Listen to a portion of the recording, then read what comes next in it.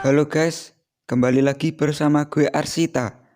Pada video kali ini, gue akan membahas salah satu film horor yang berjudul Wong Trun 5. Tak pernah lupa, gue juga mendoakan agar kalian dan keluarga bahagia serta sehat selalu ya. Film ini rilis pada tahun 2012.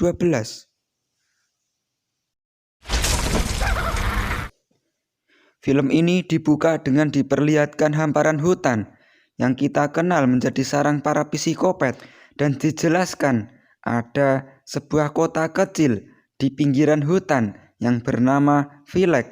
Pada tahun 1955, para warganya menghilang secara misterius dan sampai saat ini belum diketahui apa penyebabnya. Ketika si cantik ini melakukan kegiatan jogging, namun dia jogging sendirian karena udaranya sangat segar. Tiba-tiba ia mengira itu adalah orang biasa yang lagi memakai kostum dan dia kembali lagi jogging. Ia pun terus digangguin hingga ia pun menjadi kesal. Ternyata itu adalah psikopat beneran. Terus jarinya dipotong oleh psikopat. Tiba-tiba datanglah seorang bapak-bapak yang mau menolongnya. Mereka pun bersembunyi di balik semak-semak. Dirasa ketika psikopat itu sudah pergi, ia pun berterima kasih kepada bapak. Tiba-tiba bapak itu membantai cewek itu dan film pun baru dimulai. Kemudian ia memanggil ketiga psikopat untuk mengambil jasad perempuan itu. Ternyata ia adalah orang yang menjadi pengikut bapak. Singkat waktu, kembali lagi ke sekelompok anak muda. Mereka pun berkumpul dan bercanda ria. Mereka berencana untuk menghadiri acara festival.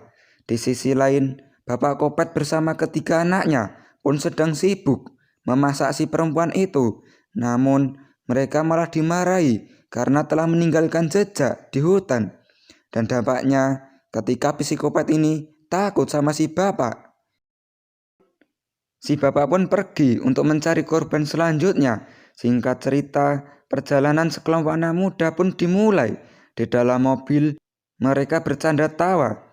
Tiba-tiba, seseorang bapak-bapak menghadang mereka sampai mobilnya kecelakaan. Untung saja mereka nggak apa-apa. Billy dan kedua temannya pun memeriksa keadaan si bapak itu dan ternyata itu adalah akting. Untuk menjadikan mereka buruan selanjutnya, si bapak pun disiksa. Hingga datanglah polisi yang lagi patroli. Mereka pun dihentikan polisi yang bernama Angela. Dan ketika mereka sedang sibuk, ketiga psikopat itu memerhatikan dari hutan. Lalu akhirnya sekelompok anak muda beserta si bapak Kopat pun ditangkap polisi. Dan karena harus ada yang menjaga TKP, sebelum bantuan datang, salah satu anggota polisi pun di sana. Lalu ketika sedang asik buka HP, dia pun dipanah sampai lumpuh.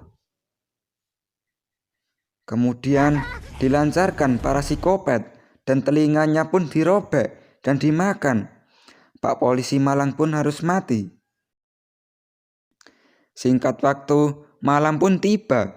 Di kantor polisi, para anak muda pun ditanyai untuk dimintai keterangan.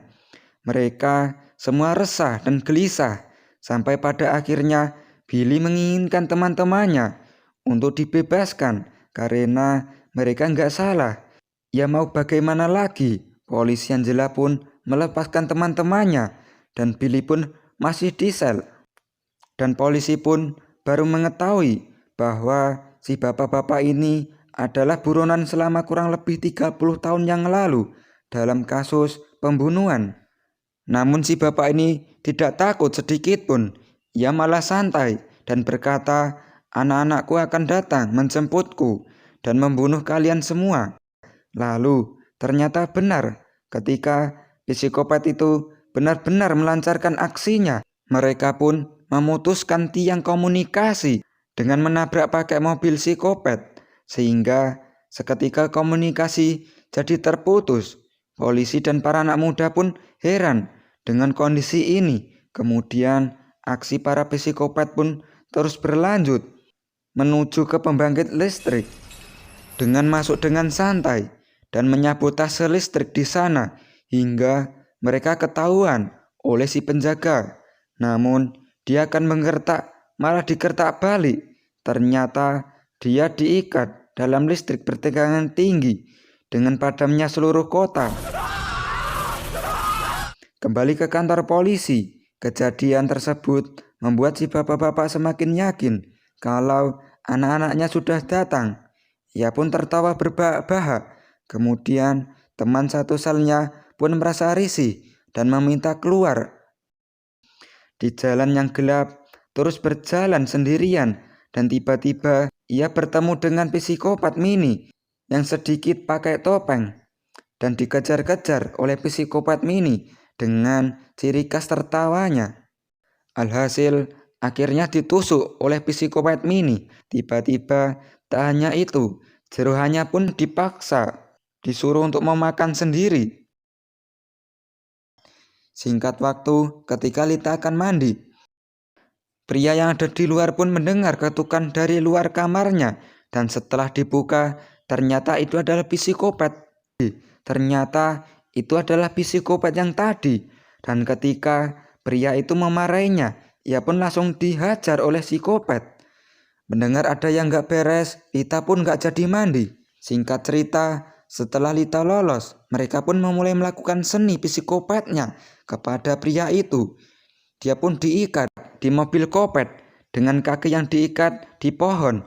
Lalu ketika psikopat ini membawa palu untuk mematahkan kakinya dan tulangnya pun patah karena dipukul-pukul pakai palu.